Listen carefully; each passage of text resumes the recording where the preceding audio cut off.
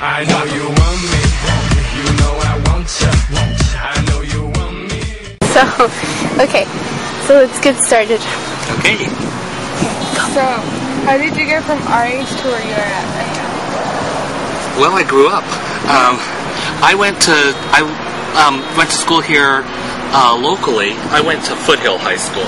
So I grew up in Tustin, just down the street here. And I went to UC Irvine to go to college. I stayed at home and went to college. And from there, I decided I really liked teaching about the outdoors. And I loved animals. So I decided to follow a career in teaching, which led me to be a teacher here at the zoo, which was a strange place to be a teacher. And I've been here for about 23 years, and now I'm the zoo director. How did you find your passion? How did I find my passion? I always loved animals. As a child, there weren't a lot of TV shows about animals in the old days. There wasn't the Animal Planet or Discovery or all these cable channels. There was just one show. It was called Mutual of Omaha's Wild Kingdom. And there was this old guy that would go around the world telling you all about the animals. And I thought that was the neatest thing. And I loved to read.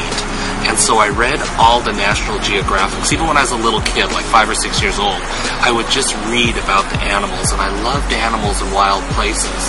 And I never could have a pet because I'm allergic to fur and feathers.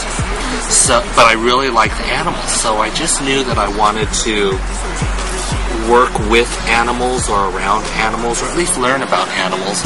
But I also liked working with people and wanted to be in a place where people could learn, people could have fun. So I ended up in a zoo. What inspired you to become a zoo director? You know, I never intended to be a zoo director, so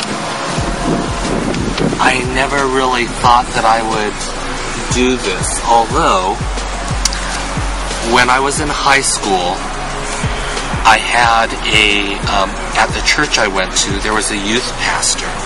And the youth pastor was a zookeeper. And he always told strange stories about working with animals and working in a zoo. And so I always thought, that's really weird, but that's sort of unusual. And so he sort of inspired me to work in a zoo. So his name was Gary Richard. So you told us before that your main challenge is money towards the zoo, and what you really like, how you got interested in zoo when you were a little kid. You used to look at National Geographic or Discovery books.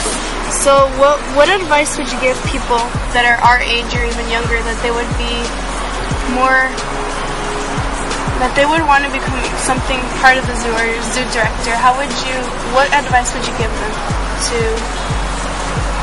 One of the most important things, if you want to work with animals, is get experience working with animals. You need to volunteer. And you are a volunteer here at the zoo.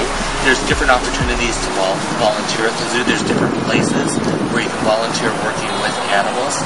But getting experience working with animals is the most important thing if you want to work with animals.